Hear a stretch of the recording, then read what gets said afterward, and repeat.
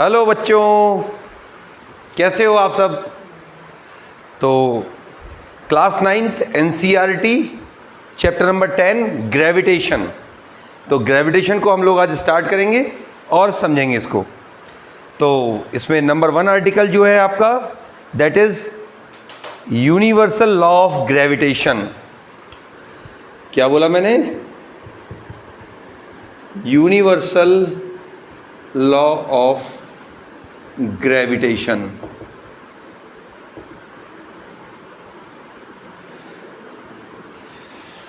तो इसका मतलब क्या हुआ? जो लॉ ऑफ ग्रेविटेशन है वो ये कहता है कि एवरी ऑब्जेक्ट जिसका मास है, ऑब्वियसली ऑब्जेक्ट का तो मास होगा ही होगा, एवरी ऑब्जेक्ट एक दूसरे को अट्रैक्ट करते हैं। जैसे कि हम लोग मान लें कि यहाँ पे कोई मास है दैट इज़ m, और यहाँ पे भी कोई और मास है दैट इज़ स्मॉल m, और इसका सपोज ये स्फेरिकल टाइप का है और ये भी स्फेरिकल टाइप का है, इसका सेंटर ये है और ये दोनों r दूरी पे रखे हुए हैं। तो ये लॉ ये बताता है कि ये दोनों आपस में एक दूसरे को अट्रैक्ट कर रहे हैं, मतलब इनके आपस के बीच में खिंचाव है। जैसे आप अपने हाथ में एक मैग्नेट ले लें और एक दूसरी मैग्नेट ले लें, तो आप देखेंगे दोनों में अट्रैक्शन लगता है, वो चिपक जाते हैं। अब पलट लेंगे तो रिपल करेंगे, वो बात की बात है, फिलहाल में अट्रैक्शन को फील करो। तो वैसा ही कुछ यहाँ पे है कि यहाँ पे फोर्स ऑफ अट्रैक्शन काम कर रहा है। एक्चुअली में ये इसलिए है क्योंकि इसी से ही हमारी पूरी दुनिया चल रही है। फोर्स ऑफ अट्रैक्शन की वजह से ही हमारी अर्थ सन के अराउंड घूम रही है, स्टेबल है। फोर्स ऑफ अट्रैक्शन की वजह से ही हमारा मून अर्थ के अराउंड घूम रहा है, स्टेबल है। अट्रैक्शन फोर्स बहुत ज़रूरी है। तुम लोगों में भी अट्रैक्शन हो जाता है। तो इस लाइन को आप यहाँ पहले लिख लो एक बार। Every object in the universe attract each other with a force which is proportional to the product of their masses and inversely proportional to the square of the distance between them. This is called universal law of gravitation. इसका मतलब सिर्फ इतना सा है कि suppose कोई दो object आपने लिए, एक कैपिटल M एक स्मॉल m, इनका मास है। मास बेटा क्या होता है? मास वो करेक्टरिस्टिक प्रॉपर्टी होती है, कंस्टिट्यूएंट प्रॉपर्टी। मतलब जैसे आपने एक लकड़ी का टुकड़ा लिया, तो लकड़ी के टुकड़े का जो मास है वो पूरी दुनिया में कहीं चले जाओगे वही रहेगा। वेट चेंज हो सकता है, मास चेंज नहीं हो सकता। मास इनर्शियल प्रॉपर्टी है, करेक्टरिस्टिक प्रॉपर्टी है। मास का मतलब हुआ अगर ये प्लास्टिक का बना टुकड़ा है तो इसका हर मॉलिक्यूल जो है वो प्लास्टिक से भरा हुआ है, वो डिसाइड करेगा इसका मास कितना है। तो ये चेंज नहीं होता कभी। ये करेक्टरिस्टिक प्रॉपर्टी है जिस चीज़ से ये बना हुआ है, जिस एटम्स और मॉलिक्यूल से ये बना हुआ है। लकड़ी का टुकड़ा बना हुआ है, आयरन का स्लैब बना हुआ है। तो वैसे ही एक स्फीयर है जिसका m मास है, कैपिटल M kg मास है। मास की यूनिट ऑब्वियसली kg होती है। और ऐसे ही एक स्मॉल m मास है, ये दोनों r दूरी पे रखे हुए हैं। तो यूनिवर्सल लॉ ऑफ ग्रेविटेशन ये कहता है कि ये दोनों एक दूसरे को अट्रैक्ट करेंगे और इनके बीच में फोर्स ऑफ अट्रैक्शन आएगा, और जो फोर्स ऑफ अट्रैक्शन इन दोनों के बीच में आएगा वो प्रोपोर्शनल होगा इनके मासेस के प्रोडक्ट के,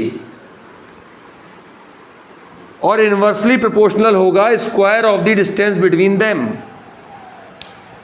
इनके बीच की दूरी r है, उसका स्क्वायर किया, उसके इन्वर्सली प्रोपोर्शनल होगा। इनकी मासेस m और m है, इनके प्रोडक्ट कर दी, इसके डायरेक्टली प्रोपोर्शनल होगा। तो force of attraction between the two masses is directly proportional to the product of their masses, inversely proportional to the square of the distance between them. ये क्या है? Universal law of gravitation. इसको आपको रटना नहीं, बस समझ लेना है आपको। तो प्रोपोर्शनलिटी साइन जब हटाएंगे तो कांस्टेंट आएगा G m m upon R square. अगर हम यहाँ पे हम m1 और m2 ले लेते तो यहाँ भी m1 m2 हो जाता, बात वही है, यूनिट न्यूटन, क्योंकि फोर्स की यूनिट न्यूटन ही आती है। अब ये जो G आया है, ये कैपिटल G जो आ गया इसमें, इसका क्या करेंगे? तो इसका ये करेंगे हम लोग, कैपिटल G जो है, दिस इज कॉल्ड कांस्टेंट, ये कांस्टेंट है, this is called universal gravitation constant. अब बच्चे ये सोचते हैं ये कांस्टेंट कहाँ से ये आ जाते हैं। एक्चुअली में बात क्या है, फोर्स ऑफ अट्रैक्शन लग रहा, ठीक है, न्यूटन साहब ने देखा कि फोर्स ऑफ अट्रैक्शन लग रहा, प्रोडक्ट ऑफ देयर मासेस से नहीं आया, इन्वर्सली करके square of the distance between them किया, फिर भी इक्वल नहीं आया। तो कोई एक ऐसा नंबर लेके आइए जो फिक्स हो, जिसका मल्टीप्लिकेशन डिवीजन कुछ ऐसा किया जाए ताकि प्रैक्टिकली उस फोर्स तक हम पहुंच पाएं, जो अपने एनालिसिस मैथमेटिक्स मशीनों द्वारा हम चेक करें वो फोर्स की वैल्यू आ जाए, तब जाके कांस्टेंट डिजाइन किया जाता है। प्रैक्टिकली फोर्स निकाला, प्रैक्टिकली मासेस चेक किए, practically distance between them check की, उसके बाद फाइनली G की वैल्यू निकाल ली, क्योंकि फोर्स और ये सब पता है तो G हम निकाल ले जाएंगे। तो एक ऐसा कांस्टेंट नंबर इजाद किया और फिर बाद में थ्योरेटिकल आपकी किताबों में बच्चों को पढ़ाने के लिए यूज़ किया कि प्रोपोर्शनलिटी साइन एंड इसको कांस्टेंट लेते हैं, क्योंकि यही हमारी मैथमेटिक्स बोलती है कि प्रोपोर्शनलिटी हटाओ और एक कांस्टेंट ले लो। तो कांस्टेंट हमेशा फॉर्मूले को तालमेल बनाने के लिए इस्तेमाल किए जाते हैं, इसलिए ये कांस्टेंट आते हैं। तो यूनिवर्सल ग्रेविटेशन कांस्टेंट G, जिसकी वैल्यू होती है 6.67 इंटू 10⁻⁻11 न्यूटन मीटर स्क्वायर पर kg स्क्वायर, ये G की वैल्यू आ गई।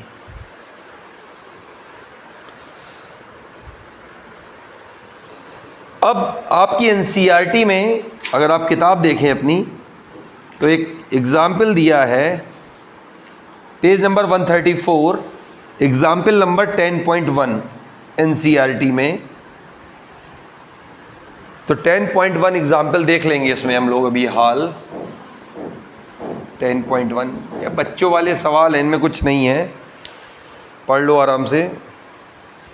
तो इसमें दिया क्या है, the mass of the earth is, earth का मास दिया है me, मास ऑफ अर्थ कितना दिया है, it is given that 6 into 10⁻24 kg, ये आपका मास ऑफ अर्थ दिया है। And the mass of moon is also given, the mass of moon is 7.4 into 10⁻22 kg। अब आप ऑर्डर देखिए ज़रा, एग्जाम्पल से काफ़ी रिजल्ट आपको मिलने वाले हैं। कितना हैवी मास है अर्थ का, अरे अर्थ पे हम रहते हैं, धरती माता का मास है भाई ये, इस पे हम रहते हैं। 10⁻24, 6 के बाद 24 जीरो, इतना हैवी, कई टन बहुत आगे निकल गए, मिलियंस ऑफ टन्स।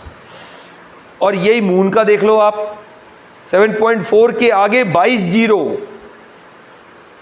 कितना हैवी मास है। एक्चुअली में ये जो फोर्स ऑफ अट्रैक्शन होता है, जो यूनिवर्सल लॉ ऑफ ग्रेविटेशन से जो फोर्स ऑफ अट्रैक्शन निकालते हैं, ये बहुत वीक फोर्स होता है, ये बहुत वीक फोर्स होता है। ये मासेस जब बहुत हैवी हो तब इसकी बात की जाती है।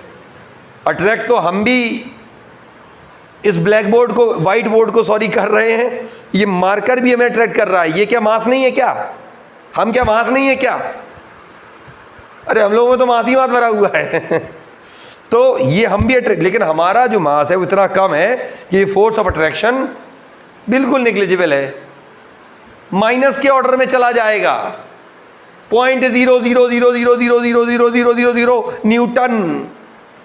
जब चीज़ें बहुत जीरो के क्लोज आ गई तो जीरो ही मान लेते हैं ना, दिक्कत क्या है। तो बस यही कुछ कारण ऐसे होते हैं कि बड़े लेवल पे ही ऐसे फोर्सेस की हम बात करते हैं, ग्रेविटेशनल फोर्सेस की बात करते हैं।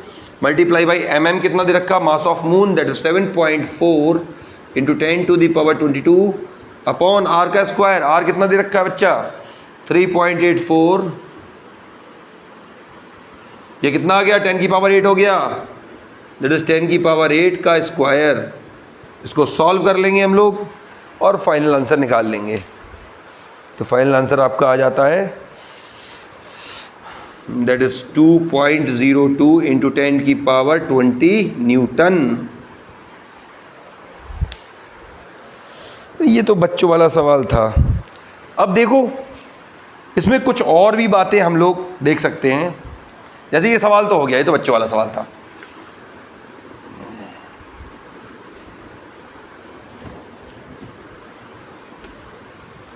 अब ये मून भाई साहब हैं, ये अर्थ बहन जी के चारों तरफ घूमते रहते हैं। चलो इस ऑर्बिट पे ये घूम रहे हैं। अब जब ये घूम रहे हैं इस ऑर्बिट पे, तो कंटिन्यूसली देखो आप, जब ये ऐसे चक्कर लगा रहे हैं तो हर पॉइंट पे इनकी वेलोसिटी जो है वो चेंज होती जा रही है।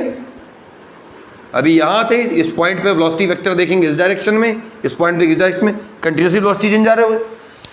तो अगर वेलोसिटी हर पॉइंट में चेंज हो है, it means there is an acceleration.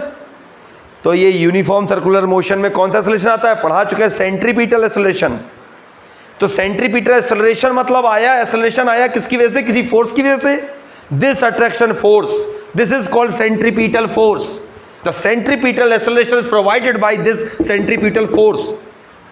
This attraction force gives the centripetal acceleration, and because of this centripetal acceleration the moon around the earth continuously orbiting, moon orbiting the earth continuously। भाई कोई तो बांधने वाला चाहिए, वरना moon पता नहीं कहाँ चले गए, अंतरिक्ष में दिखाई नहीं दे रहे हैं। अर्थ अपने आप सन के अराउंड घूम रही नहीं, चली गई कहीं। तो ये सर्कुलर मोशन को पॉसिबली सेंट्रीपिटल से फोर्स की वजह से होता है। यहाँ पे अट्रैक्शन फोर्स जो है, ग्रेविटेशनल फोर्स जो है, वही हमारा सेंट्रीपिटल फोर्स का काम कर रहा है, वही सेंट्रीपिटल एक्सेलरेशन दे रहा है। कुछ लोग इसको सादा बिल्कुल आराम भाषा में ऐसे ही बताते हैं कि डिस्टेंस और वेलोसिटी, जो दूरी है अर्थ से मून की, जो दूरी है डिस्टेंस, और इसकी ऑर्बिटिंग वेलोसिटी जो है, उनका जो मिक्स है वो रेशियो ऐसा है कि अपने ऑर्बिट पे घूम रहा है। अगर दूरी कम पड़ गई तो धड़ाम से इसके ऊपर गिर जाएगा, और दूरी ज़्यादा हो गई तो अंतरिक्ष में कहीं और निकल जाएगा। ऐसे ही वेलोसिटी अगर ज़्यादा हो गई तो पता नहीं कहीं और निकल जाएगा, और वेलोसिटी कम हो गई तो चक्कर लगाते लगाते लगाते लगाते बड़ाम। तो ये मतलब आपको कुछ अच्छी जगह ही लिखा मिल सकता है, mix of distance and velocity makes the moon orbiting around the earth the in a fix ratio, the mix of velocity and distance. तो आपको तो बस ये समझना है सेंटीमीटर की वजह से होता है। चलो आगे बढ़ते हैं इसमें। तो अगला टॉपिक इसमें क्या है, फ्री फॉल। तो क्या होता है फ्री फॉल? तो फ्री फॉल कुछ नहीं होता है, तुम अपने छत पे जाओ और अपने मोबाइल को ऐसे पकड़ो और ऐसे छोड़ दो, नीचे रोड पे गिरना चाहिए, that is called free fall. ये हमारी अर्थ है, प्योर स्फेरिकल नहीं होती है अर्थ, कुछ इलिप्टिकल होती है, ओवल टाइप की। ये हमारी अर्थ है, इसका मास m ही है, ये हमारी अर्थ है। अब इस अर्थ के ऊपर तुम बैठे हो, ये अर्थ के ऊपर, ये तुम्हारा घर बना हुआ है, ये बना तुम्हारा घर, ये 2 मंजिल मकान तुम्हारा बना हुआ है, और ये सीढ़ियां हैं।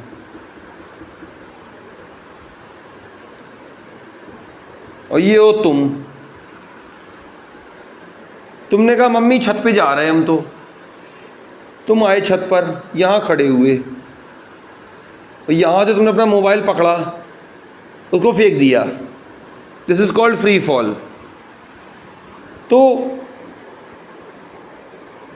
जब भी कोई चीज़, कोई भी बॉडी, कोई भी ऑब्जेक्ट आप देखते हो कि आप उसका फ्री फॉल करते हो, ऊपर से नीचे आ रही, मैं स्ट्रेट लाइन मोशन में ही पढ़ा चुका हूँ आपको, तो इस दौरान जो एक्सेलरेशन होता है वो जी का एक्सेलरेशन होता है, जिसकी वैल्यू होती है 9.8 मीटर पर सेकेंड स्क्वायर। तो अगर इस बॉडी का, आपके मोबाइल का मास जो है वो m है, तो इस पर कितना फोर्स लगेगा, दैट इज फोर्स होता है मास इनटू एक्सेलरेशन, तो mg का फोर्स लग रहा है। तो mg का फोर्स लग रहा है, ये नीचे आ रहा है और यहाँ गिरेगा अर्थ के ऊपर। अब अगर अर्थ का मास m ही है, हम क्या बता रहे हैं, फ्री फॉल बता रहे हैं, फ्री फॉल। ये आर्टिकल आपकी उसी में दिया है एनसीईआरटी में। अगर अर्थ का मास m ही है और इसका मास स्मॉल m है, तो यूनिवर्सल लॉ ऑफ ग्रेविटेशन के हिसाब से इनके बीच का फोर्स क्या होगा, F equal to G M E m upon, अब इनके बीच की दूरी, तो ऑब्वियसली ये तो रेडियस ऑफ अर्थ हो जाएगा r, और ये डिस्टेंस और। तो एक्चुअली में क्या है, रेडियस ऑफ अर्थ जो है वो इतनी ज़्यादा है कि उसके कंपैरिजन में ये डिस्टेंस बहुत कम है। ये है अबाउट 6400 किलोमीटर्स। तो इतनी ज़्यादा के आगे, और ये कितना होगा, 20 मीटर 30 मीटर तुम्हारा, कहाँ किलोमीटर्स कहाँ मीटर्स। तो ये नेग्लिजिबल मान के इसमें क्या कर देते हैं, यही ले लेते हैं। एक्चुअली में अप्रॉक्सीमेशन जब भी मैथ्स और फिजिक्स में लिया जाता है तो उसमें यही देखा जाता है कि जैसे मान लो ये लाइन है जिसकी लेंथ है 100 किलोमीटर, और यहाँ लाइन इसकी लेंथ है 1 metre, then 1 metre is always negligible in front of 100 kilometre. This is called approximation, ये लेने पड़ते हैं फिजिक्स में।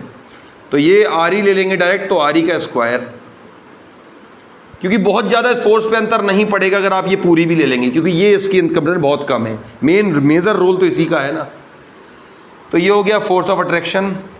और अभी आपने कहा फोर्स होगा mg, तो आप बोलोगे सर ये तो mg भी बताया आपने, तो m से m कट जाएगा, तो यहाँ पे g की वैल्यू निकाल लेंगे आप, gme upon R E square. Important formula, important derivation.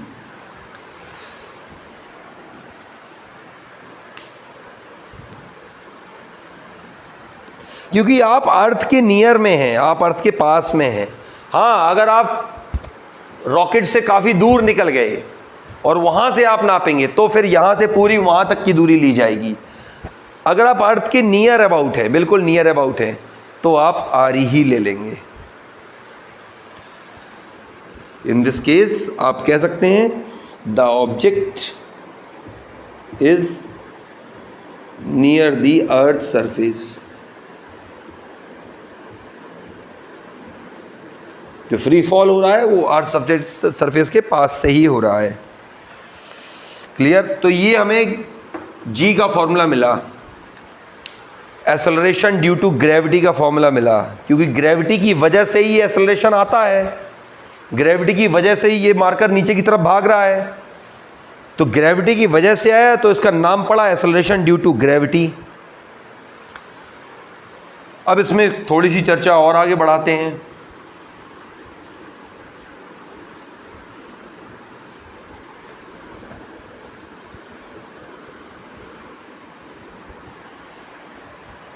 जो अर्थ है हमारी वो कुछ ऐसी है, और ये है प्योर वर्टिकल एक्सिस, और ये है अर्थ की अपनी ओन एक्सिस। तो ये प्योर वर्टिकल एक्सिस पे नहीं रहती है, ये कुछ 11 डिग्री 11.5 डिग्री पे झुकी हुई होती है। और ये रहा हमारा नॉर्थ पोल और ये रहा हमारा साउथ पोल। अभी इतना जानो। तो आप देख रहे होगे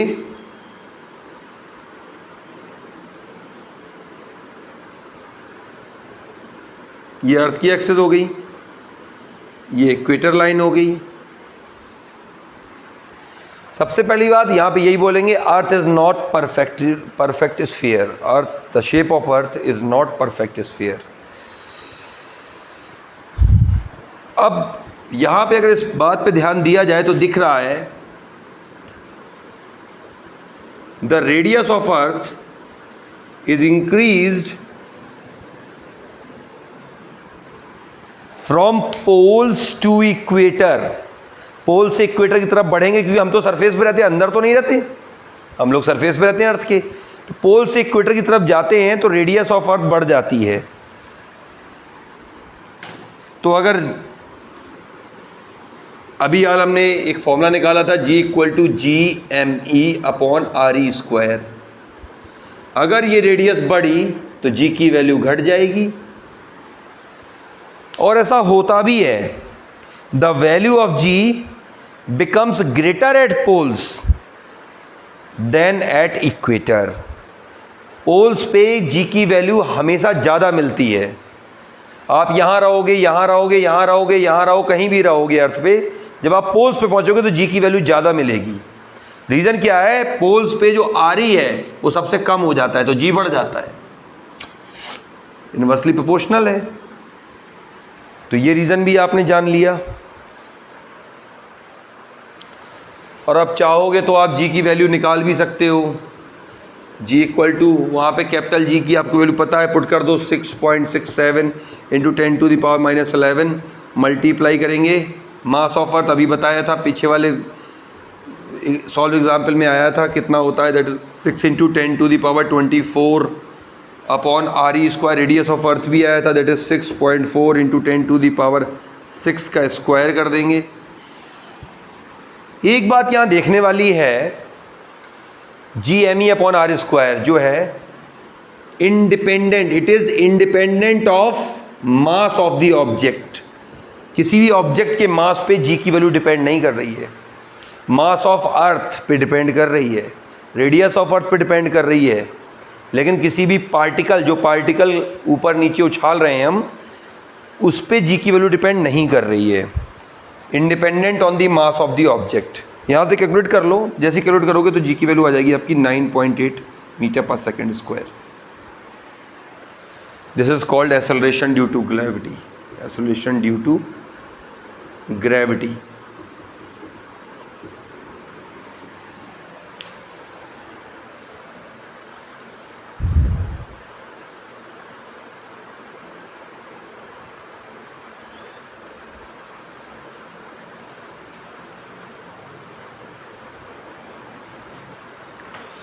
तो अगला टॉपिक देख लेते हैं इसमें। अच्छा, इसके पहले एक बात और समझ लीजिए,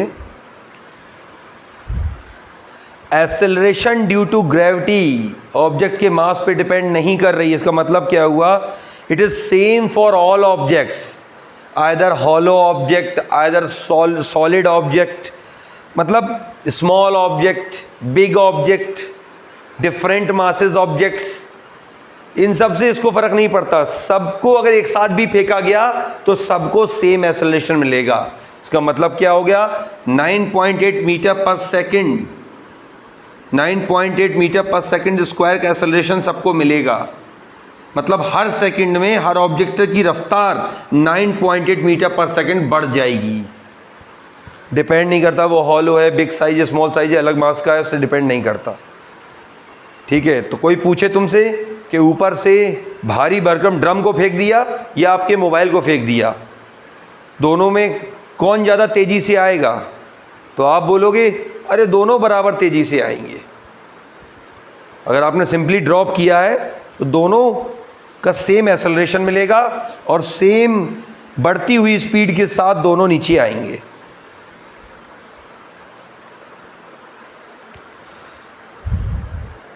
example number 10.2, page number 136। Good example.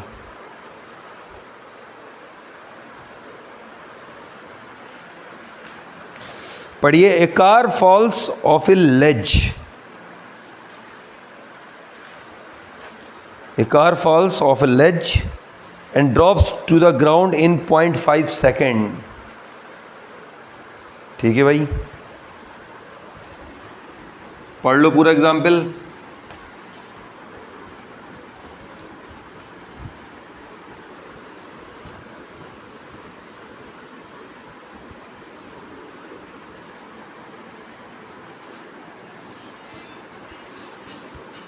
जी की वैल्यू 10 लेनी है, सिंपली कैलकुलेशन करनी है। ठीक है भाई, तो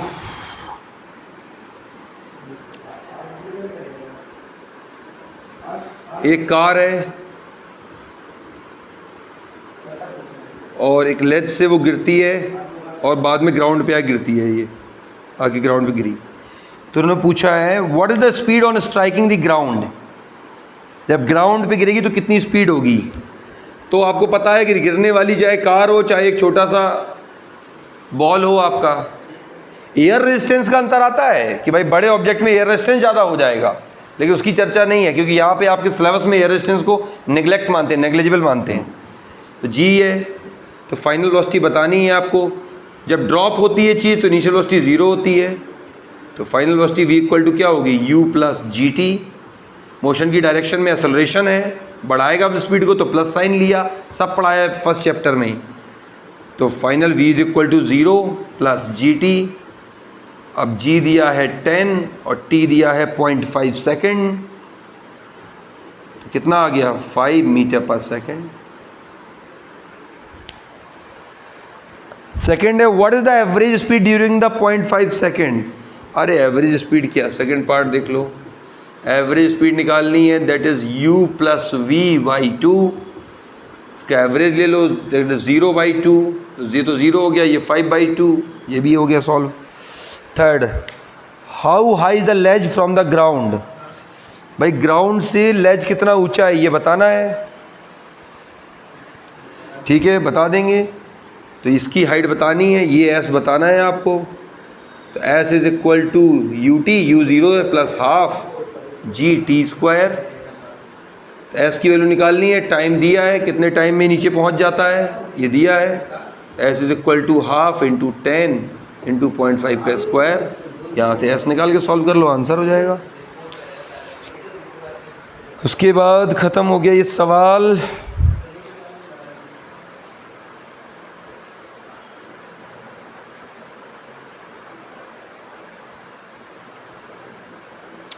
टेन 10.3 देख लो, ये आपको शायद लगे कि नहीं कठिन वाला छोड़ दिया सर ने, तो ये भी देख लो। 10.3 एग्जाम्पल नंबर 10.3 इसके अगले वाला।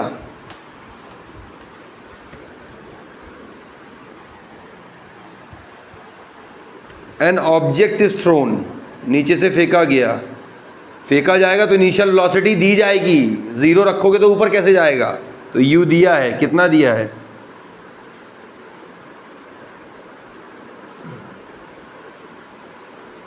नहीं दिया कोई बात नहीं, u मान लो।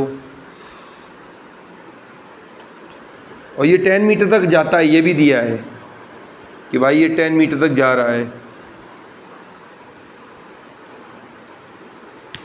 Calculate the velocity with which the object was thrown upward. अरे तो ये 10 तक जा रहा है, तो बस 10 तक जा रहा है, तो उसके बाद ये रेस्ट में आएगा और फिर वापस पलटेगा।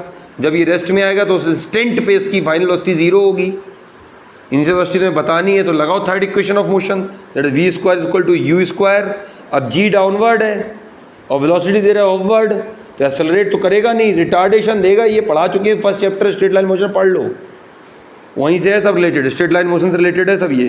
तो एक्सेलरेशन वेलोसिटी की अपोजिट डायरेक्शन में है, तो माइनस का 2gh, h दिया है 10 मीटर, ये हो गया फाइनल 0, तो u square is equal to 2gh, that is 2 into 10, या 9.8 दिया हो तो 9.8 ले लेना, g की वैल्यू 9.8 दी हो तो 9.8 ले लेना, और h कितना दिया है 10 दिया है, तो यहाँ पे इसका रूट हो जाएगा। जब इसका रूट लोगे तो u की वैल्यू आ जाएगी 14 मीटर पर सेकेंड। अगला क्या है इसमें, the time taken by the object to reach the highest point. यहाँ से यहाँ तक आने में टाइम कितना लगा ये पूछ रहे हैं ये। अरे तुम्हें u पता ही चल गया है और v 0 है, लगा दो v equal to u minus g t. Minus क्यों? क्योंकि एक्सेलरेशन जो है वेलोसिटी की अपोजिट डायरेक्शन में है, रिटार्डेशन दे रहा है, ये वेलोसिटी को घटाता जाएगा। तो बस यहाँ से टाइम t निकल आएगा, g पता ही है 9.8, u पता ही है, v 0 है, ख़त्म सवाल।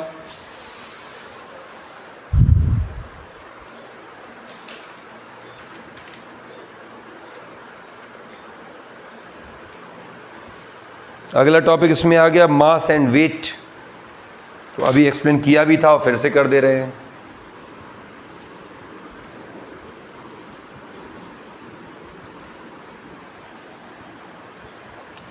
मास क्या होता है?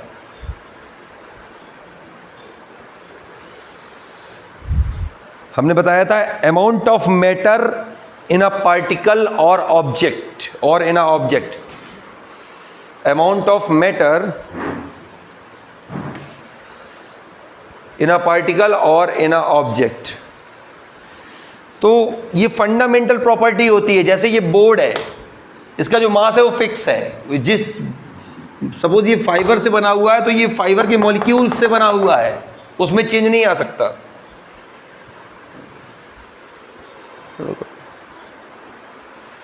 तो ये फंडामेंटल प्रॉपर्टी होती है। और जितना ज़्यादा मास होगा, greater will be the mass, greater will be the inertia. Mass जितना ज़्यादा होगा वो इनर्शिया होगा। मास की वजह से इनर्शियल प्रॉपर्टी आती है। इनर्शिया क्या होता है पढ़ा चुके हैं लास्ट लेक्चर में। इनर्शिया ये होता है जिसकी वजह से उसकी वेलोसिटी में चेंज आने में जितना ज़्यादा आपको एफर्ट्स लगाना पड़े, फोर्स लगाना पड़े। जैसे आपके घर का गेट है, भारी भरकम गेट है, काफ़ी मास है उसका, तो आपको उसको खोलने में ताकत लगानी पड़ेगी, उसको बंद करने में ताकत लगानी पड़ेगी। सडनली आपने एक उंगली मारी और हमारा बड़ा वाला गेट खुल गया, आपको उसका हैंग पकड़ के काफ़ी तेज़ खींचना पड़ेगा, आराम आराम से। और एक पतली चद्दर का गेट लगाओ कहीं पे छोटा सा, आपने उंगली मारी फटाक से खुल जाएगा। तो जो भारी है, जिसका वेट ज़्यादा है, मास ज़्यादा है जिसमें, उसका इनर्शिया ज़्यादा है। और इनर्शियल प्रॉपर्टी क्या है कि इसमें आप सडनली चेंज नहीं ला सकते। फोर्स अप्लाई करने के बाद इसमें चेंज आराम से आएगा। सडनली चेंज की प्रॉपर्टी का जो रेजिस्टेंस है, सडन चेंज का जो अपोज करता है, वही तो इनर्शिया है। तो इनर्शियल प्रॉपर्टी आती मास की वजह से ही है। जिसका मास ज़्यादा उसका इनर्शिया ज़्यादा है। और भारी भरकम कोई बॉल है, गेट है, वो चला जा रहा है मोशन में, तो रोकने के लिए पूरे एकदम ना चलो जाओगे पकड़ने में। और पतला सा गेट है बिल्कुल, और वो हवा से उड़ रहा है, एक हाथ से पकड़ लोगे रुक जाएगा, क्योंकि वो मोशन में है। उसकी वेलोसिटी में तुम चेंज ला रहे हो, उसको तुम जीरो लाना चाहते हो, रोकना चाहते हो। तो हैवी इनर्शियल प्रॉपर्टी को हैवी फोर्स लगाना पड़ेगा, तब सडन तुम उसमें चेंज लाओगे, सडनली चेंज नहीं ला सकते। तो ये रेजिस्टेंस जो है, जो आप फोर्स लगा रहे हो, एफर्ट्स लगा रहे हो, फोर्स एक्सटर्नल फोर्स लगा रहे हो उसकी वेलोसिटी को चेंज करने के लिए, तो ये रेजिस्टेंस का काम कौन कर रहा है? इनर्शिया ही तो कर रहा है। जो कह रहा है ना इतने आराम से चेंज थोड़ी हो जाएंगे, दम है, मास है हमारे अंदर, पतली चद्दर थोड़ी है कि उंगली मार दी बंद हो जाएंगे, खुल जाएंगे। इसको ऐसे सोचा करो, ये मतलब तब थोड़ा मास का मतलब समझ लो कि ढेर, ढेर काय का ढेर, अरे लकड़ी के मॉलिक्यूल्स का ढेर तो वो मास हो गया उसका, प्लास्टिक के मॉलिक्यूल्स का ढेर ये भी एक ढेर है।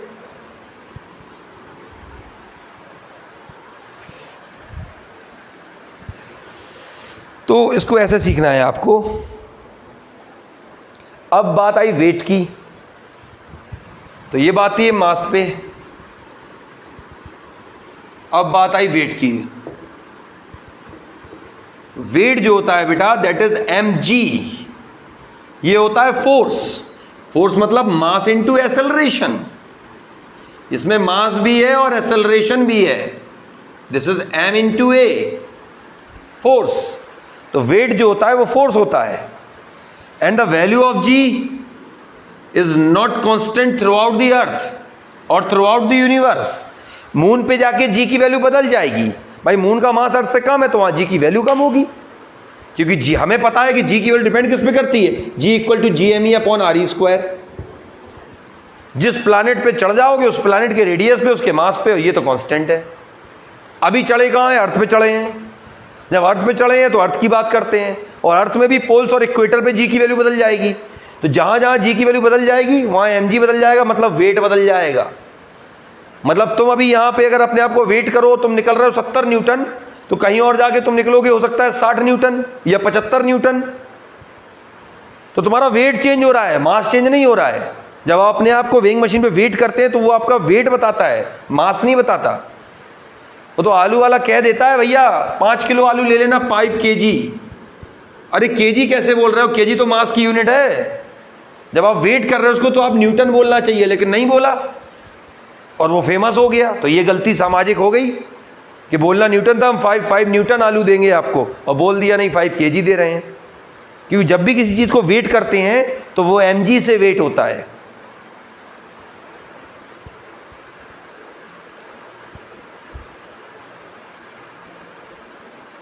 उस तरफ भी mg, इस तरफ भी mg। उधर पता है कि हमें 10 न्यूटन रखा हुआ है वहाँ पे, और इस तरफ भी 10, तो बराबर हो गया बैलेंस हमारा। तो फोर्स ही तो फोर्स को बैलेंस करेगा, तो वो न्यूटन होता है। लेकिन अब जो बोल दिया गया तो वो चला आ रहा है। तो वेट बदल जाएगा, जहाँ पे g बदल जाएगा, मास कभी नहीं बदल सकता। यहाँ अगर 5 kg का कोई टुकड़ा है और चंद्रमा पे लेके चले गए तो मून पे भी वो 5 kg का ही रहेगा। वेट बदल जाएगा। मास कंस्टिट्यूटेड प्रॉपर्टी है, फंडामेंटल प्रॉपर्टी, वो कभी चेंज नहीं हो सकती।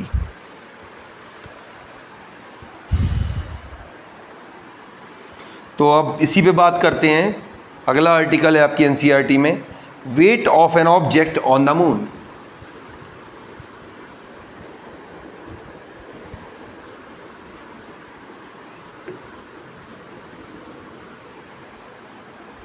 Wait of an object on the moon. तो मान लीजिए कि कोई स्मॉल मास है, ये ऑब्जेक्ट है हमारा, इसका वेट हम मून में, अर्थ पे इसका हम वेट मेज़र करते हैं, फिर एक बार मून पे मेज़र करते हैं। Weight of an object on the moon. Earth पे और मून में क्या डिफरेंस आता है यही देखने जा रहे हैं। तो हमें अर्थ का पता है GE, अर्थ की एक्सेलरेशन ड्यू टू ग्रेविटी पता है क्या है, G equal to GME upon RE square, ये मालूम है हमें। और डाटा भी लिख देते हैं, RE रेडियस ऑफ अर्थ भी पता है हमें, दैट इज़ 6.37 इंटू 10⁶, ये मालूम है। मास ऑफ अर्थ भी पता है, क्लियर।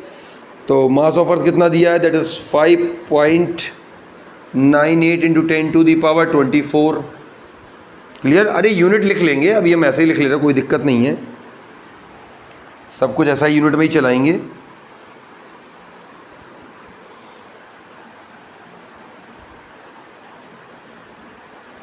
तो ये आपका जो मास है वो kg में दिया और ये मीटर में दिया है। ऐसे ही और डाटा ले लेते हैं हम लोग। रेडियस ऑफ मून दे रखा है, दैट इज़ 1.74 इंटू 10⁶, और मास ऑफ मून भी दे रखा है दैट इज 7.36 इंटू 10⁻²²। ये डाटा में मालूम है। GE निकाल लिया, फर्स्ट इक्वेशन मान लो। अब acceleration due to gravity on the moon निकालो, तो वो हो जाएगा G = GMM mass of moon upon RM square radius of moon का स्क्वायर, सेकेंड मान लो। और आप क्या करो, फर्स्ट अपॉन सेकेंड कर दो, इन दोनों इक्वेशन को एक दूसरे से डिवाइड कर दो। जैसे ही डिवाइड करोगे तो क्या आ जाएगा, ये GE upon GM is equal to, ये तो कैंसिल आउट हो जाएगा पूरा, ये हो जाएगा ME upon MM multiply by RM upon RE का होल स्क्वायर। और ये सारा डाटा इसमें पुट कर देते हैं, तो ME कितना दिया है, that is 5.98 multiply 10⁻24 upon M mass of moon कितना दिया, 7.36 into 10⁻²² multiply RM radius of moon दिया है 1.74 इंटू 10⁻6 अपॉन रेडियस ऑफ अर्थ कितना दिया, 6.37 इंटू 10⁻6 का होल स्क्वायर। उसको जैसे ही हम लोग सॉल्व करते हैं तो ये आ जाता है GE अपॉन GM, हम लोग निकाल रहे थे GE अपॉन GM। जैसे ही हम लोगों ने सॉल्व किया तो ये आ गया 6 के बराबर, ये पूरा सॉल्व करके 6 के बराबर आ जाता है। अब देखना आप, जैसे तो GE अपॉन GM आया 6 के बराबर, तो GM अपॉन GE कितना हो जाएगा, दैट इज 1/6। इसको ऊपर इसको नीचे तो वो 1 अपॉन हो जाएगा, क्योंकि डिनोमिनेटर 1 होता है तो 1/6 हो जाएगा। तो GM अपॉन GE हो गया 1/6। अब इसको रफ कर देंगे,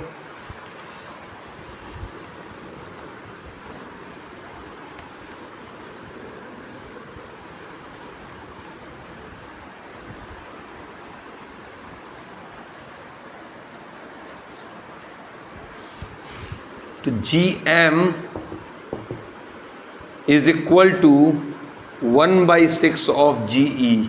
मतलब इसको लिख सकते हैं acceleration due to gravity on moon is equal to 1/6 of acceleration due to gravity on earth. ये यहाँ पे प्रूव होता है।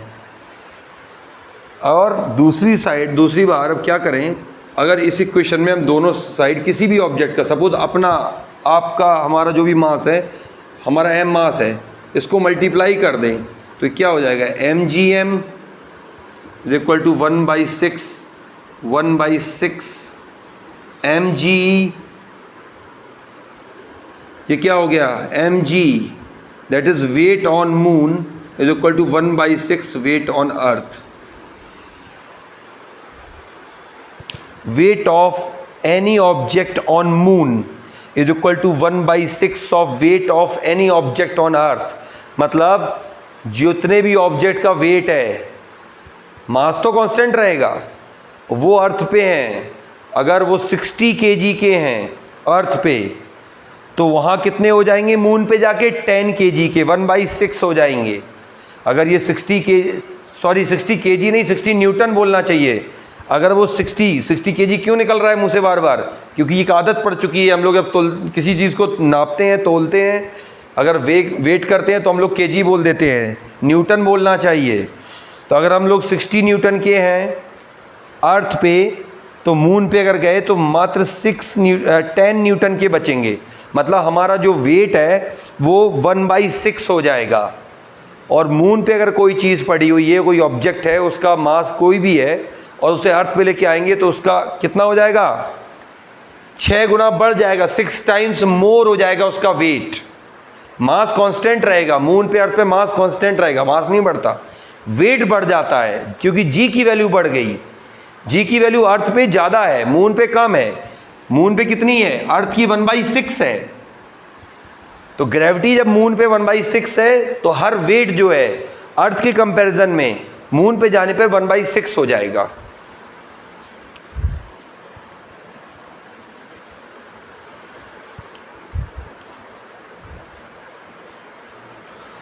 तो नेक्स्ट लेक्चर में इसका लास्ट टॉपिक पढ़ा के हम एक्सरसाइज करा देंगे। तब तक के लिए अच्छे से पढ़ो बच्चों। Okay bye.